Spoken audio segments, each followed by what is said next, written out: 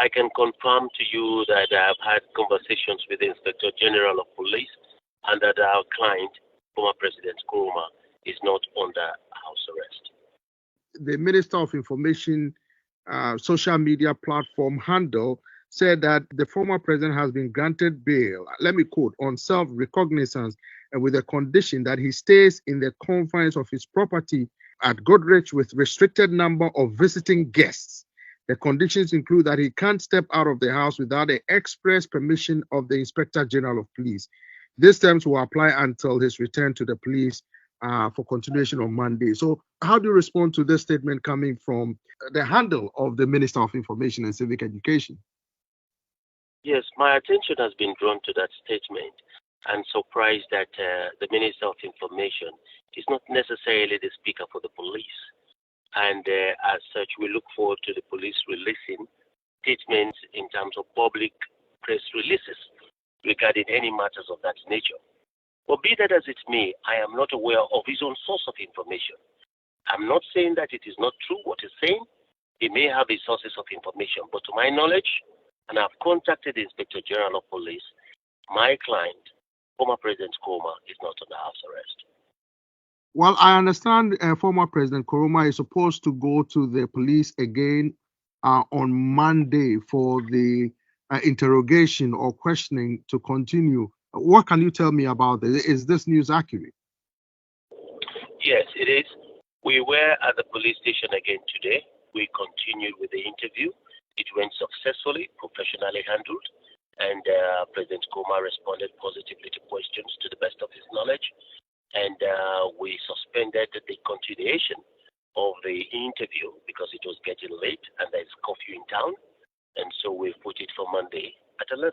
Did the police say how long this questioning will be, in their investigations about the recent attack that the government described as a coup attempt?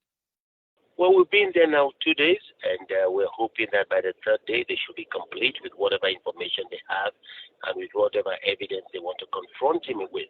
But so far, we can say that we're still far away from that. We haven't seen any confrontational evidence. So we hope that there is none, and we expect them to terminate. Some of his supporters and critics are saying that the alleged perpetrators were too close to him or were former allies, which they said made the circumstantial allegations against him too strong. As his lawyer, how do you respond to such speculations in Sierra Leone? Well, it is difficult to say because I don't want to comment on the quality of whatever evidence that is coming in. But I can suggest to you that out of the 56 people or so that have been named in terms of the investigations, none but 3 have been his former aides or something like that.